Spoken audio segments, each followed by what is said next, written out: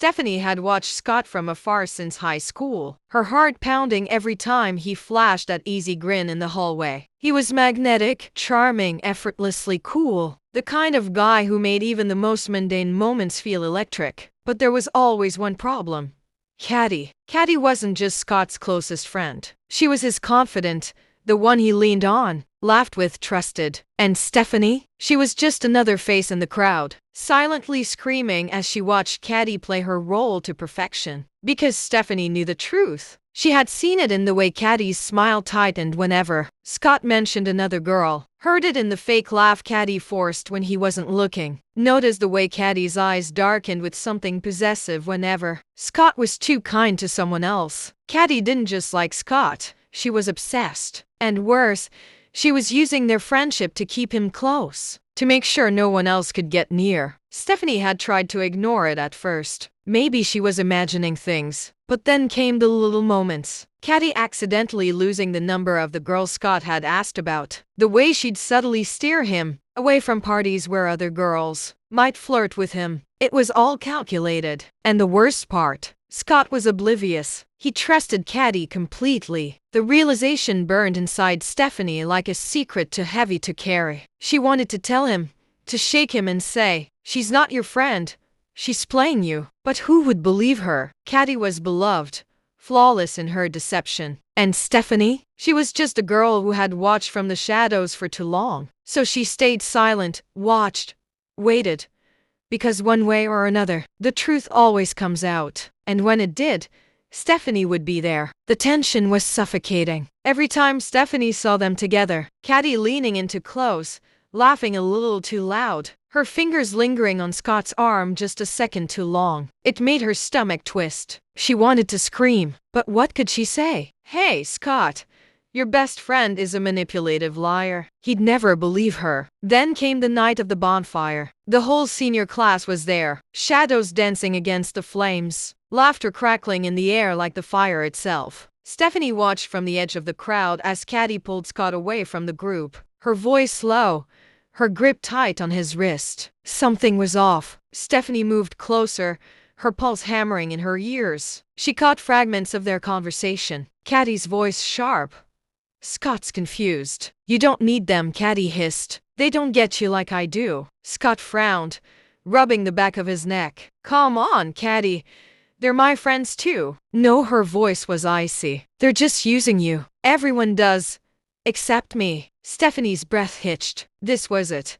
Caddy's mask slipping, the truth bleeding through. But before she could react, Caddy's eyes flickered past Scott and locked onto Stephanie. A slow, knowing smirk curled on Caddy's lips. She knew. Stephanie's blood ran cold. Caddy had seen her watching, had seen her figuring it out. And now, the game had changed. Scott turned, following Caddy's gaze, his brow furrowing when he saw Stephanie standing there. "Oh, hey," he said, awkward but friendly. Caddy's fingers tightened around his arm. "We were just leaving," she said smoothly, her voice sweet again like poison wrapped in honey. Stephanie opened her mouth, but no words came out. What could she say? As Caddy led Scott away, she glanced back over her shoulder, just once, and the look in her eyes was clear. Stay out of it. Years had passed since high school, but Stephanie still remembered the way Caddy had looked at her that night by the bonfire, like a predator savoring the moment before the kill. Now, as she scrolled through social media in her dorm room at Westridge University, her fingers froze over the screen. There they were, Scott and Caddy, a photo of them at Eastvale University. Caddy's arm draped possessively around Scott's waist, her smile too perfect, too victorious. The caption read, "Finally with my person. Always knew it would be you." Stephanie's stomach dropped. She hadn't seen them since graduation. She'd been relieved at first. Westridge was hours away from Eastvale, a fresh start. But Caddy? Somehow, she'd slithered her way into the same school as Scott. Of course she did. And now, she had him. Stephanie clicked through more photos, her chest tightening. Caddy was everywhere. Scott's football games, his study sessions, even his apartment. No space left untouched. No room for anyone else. The comments were worse. "You two were meant to be. Finally. We all saw this coming." Relationship goals. Stephanie wanted to vomit. They didn't know. None of them knew. Caddy had played this perfectly. With Stephanie gone, there was no one left to see the cracks. No one to notice how Caddy conveniently isolated Scott from old friends. How she accidentally lost his phone when girls texted. How she always made sure she was the only one he needed. And Scott, he looked happy. But Stephanie knew that smile. The same one he'd worn in high school. When Caddy had convinced him, his other friends didn't care. Now, there was no one left to convince him otherwise. Stephanie's fingers hovered over the keyboard. She could message him, warn him, but what would she say? Your girlfriend is a manipulative snake. He'd block her. Caddy would make sure of it. No, she was too far away. And Caddy had won. She closed the tab, the image burning behind her eyelids. Somewhere, miles away, Caddy was smiling. And Stephanie could do nothing but watch. Years melted away like wax from a burning candle, and the once familiar faces of high school and university were now polished, poised and dripping with wealth. Stephanie, now a successful architect in her own right, had tried to bury the past, until the day she saw their names splashed across the business section of a national magazine. Power couple of the year, Caddy and Scott Langford, the dynamic duo behind Titan Corp's Meteoric. Her coffee turned to acid in her throat. The article was a glossy spread of their perfect life. Caddy, sleek and sharp in a tailored white blazer, her fingers curled possessively around Scott's arm. Scott, still handsome, still smiling, but something behind his eyes looked hollow, like a man who had forgotten he was allowed to blink. Titan Corp, a Fortune 500 giant, and somehow, mere years after graduation, they were at the top. Stephanie dug deeper. The pieces didn't add up. Scott had been a business major, sure, but Caddy, she'd barely scraped by in finance. Yet here they were, VP and senior director before 30. Rumor had it Caddy had impressed the right people early on. A whisper here, a nudge there. Suddenly, doors swung open just for them. Then came the darker murmurs. Former colleagues, who mysteriously transferred out after disagreements with Caddy, a junior executive who accused her of sabotaging his promotion, only to retract his statement days later. A trail of hushed NDAs and abrupt resignations in their wake. And Scott, he was the golden boy, the charming face of the operation. But those who looked closer noticed how Caddy always spoke for him in meetings, how his social media, once lively with old friends, now only showed staged corporate smiles and carefully curated vacations. Always with her, always under her control. Stephanie's fingers trembled as she zoomed in on a photo of them. Caddy's grip on Scott's wrist was too tight, her nails digging in just enough to leave marks. His smile didn't reach his eyes. Something was wrong. And then,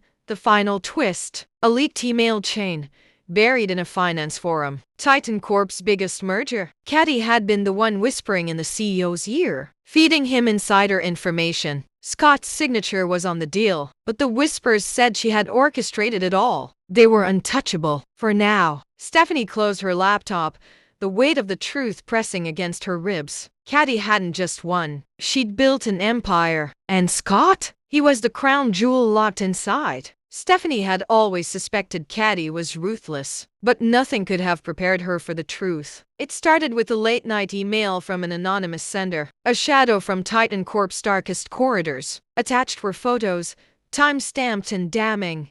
Caddy, wrapped in the arms of Titan Corp's CEO, Marcus Kane, in a dimly lit penthouse a year before she and Scott were hired. The dates didn't lie. This wasn't an affair. It was a transaction. Stephanie's pulse roared in her ears as she pieced it together. Caddy had seduced Kane just long enough to secure her and Scott's positions in the company. Then, once they were in, she cut him off, but not before ensuring their rapid rise through the ranks. Kane, humiliated and entangled, had no choice but to comply. And Scott?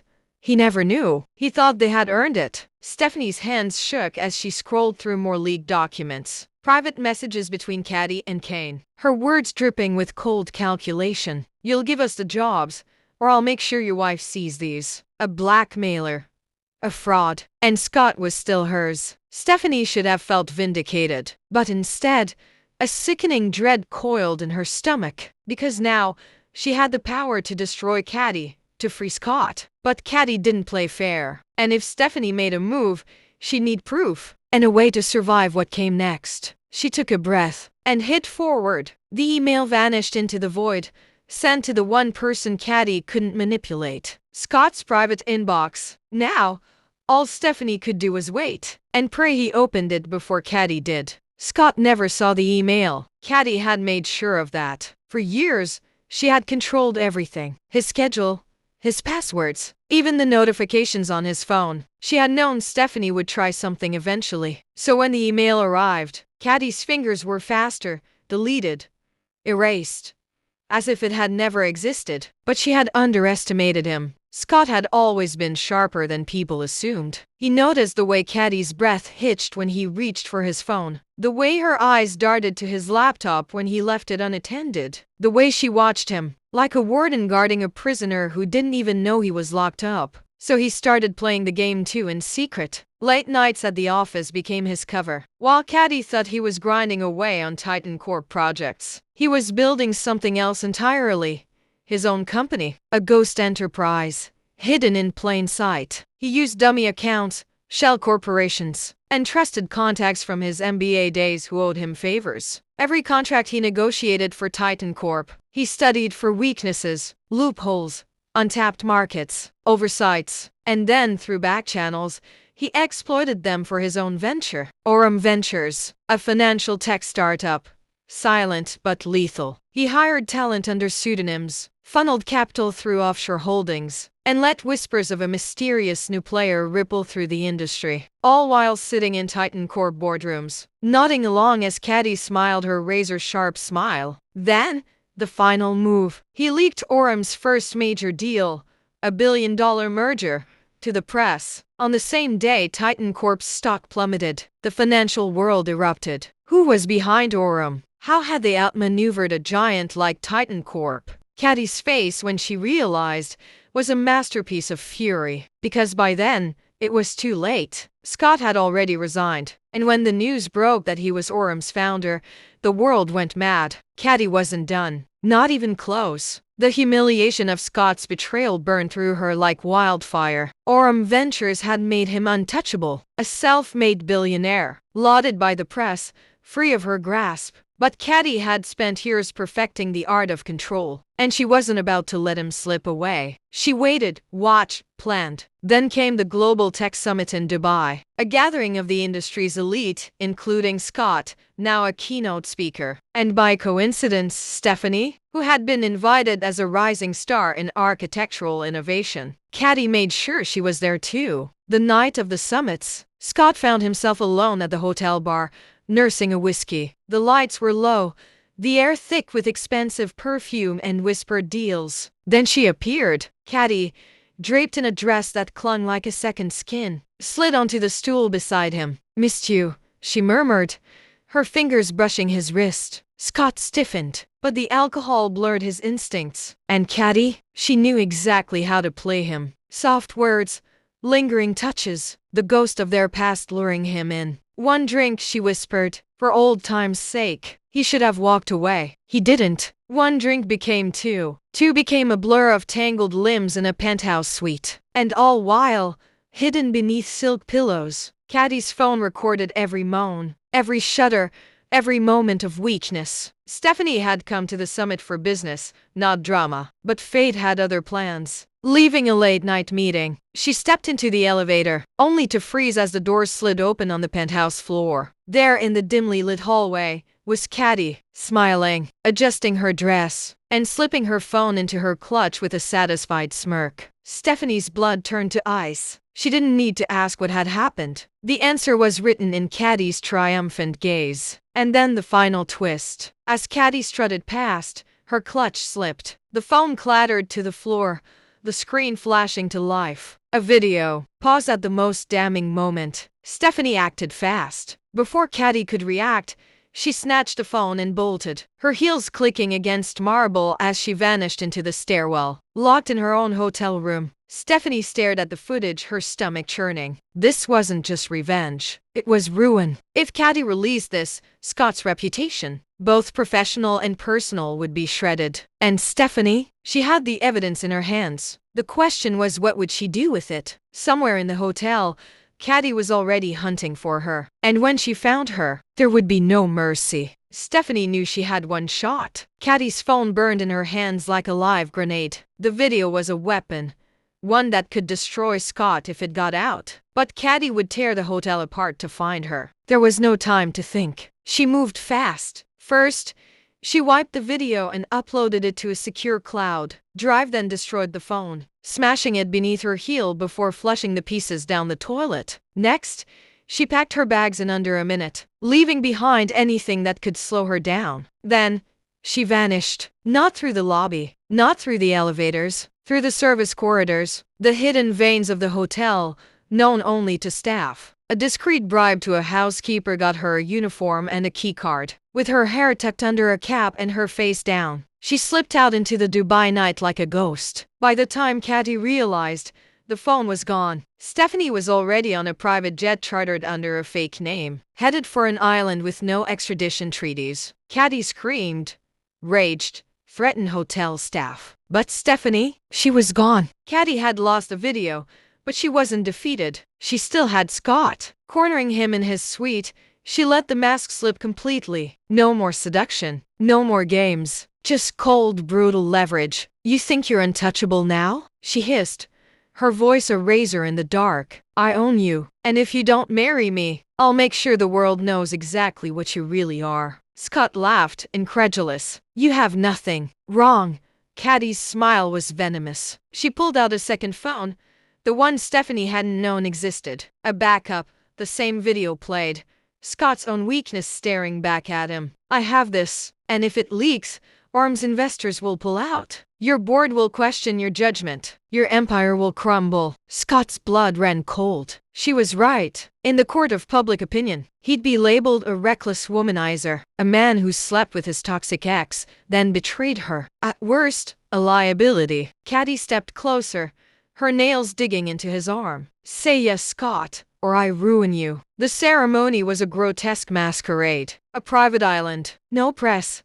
No friends. Just Caddy, resplendent in white, and Scott, his smile a well-rehearsed lie. She had won, because as the officiant pronounced them man and wife, Scott leaned in, his lips brushing her ear in a mockery of a lover's whisper. Enjoy this while it lasts. Caddy stiffened, but it was too late to back out now. She had the ring, she had the name, but somewhere in the shadows, Stephanie still had the truth. For 2 years, Caddy played the perfect wife, publicly doting, privately calculating. She waited, biding her time until the prenuptial agreement's most vulnerable clause kicked in. After 24 months of marriage, half of all assets acquired during the union would be irrevocably hers. The day after their second anniversary, she struck. I want a divorce. Her lawyers were ready. The media was primed. The narrative was set. Heartbroken wife of billionaire. Scott Langford seeks separation after years of emotional neglect. But Scott wasn't surprised. He'd seen the trap coming. The divorce proceedings were a spectacle. Caddy,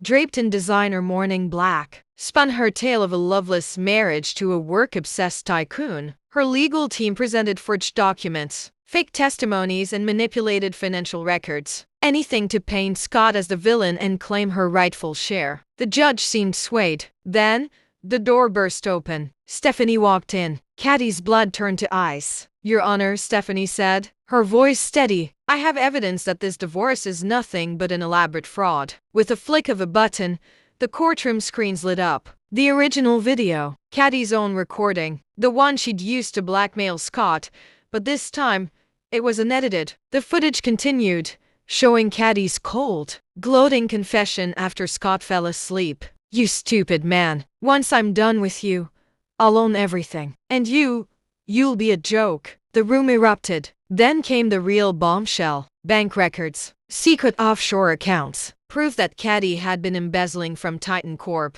for years long before she even married Scott. A recorded call between Caddy and a hitman, discussing permanent solutions for Stephanie after her Dubai disappearance. Caddy's face went white. Her lawyers abandoned her. The judge's gavel came down like a guillotine. Motion denied. Mrs. Langford, you're under arrest for blackmail, fraud, conspiracy to commit murder, and perjury. Handcuffs clicked around her wrists. As she was dragged out, she screamed, not in anger, but in terror. For the first time in her life, she had lost completely. Outside the courthouse, Scott stared at Stephanie, his voice raw. "You disappeared for me?" Stephanie's eyes glistened. "I would have stayed gone if it meant keeping you safe." And in that moment, Scott saw her, really saw her, not as the girl from high school, not as a shadow from his past, but as the woman who had loved him silently, fiercely, selflessly. He dropped to one knee right there, on the courthouse steps, as cameras flashed and the world watched. "Marry me. For real this time." Stephanie laughed through tears. "Only if you promise no more ex-wives." They left that same night. No press. No fanfare. Just a private jet to an undisclosed island, where the only sound was the ocean and the only future was theirs. As for Caddy, her trial was swift, her sentence longer. The world watched as the woman who had spent her life manipulating others was finally outmaneuvered by the one person she'd never considered a threat. The quiet girl who loved too much. And as the prison gates clanged shut behind her, one thought echoed in Caddy's mind. Stephanie won.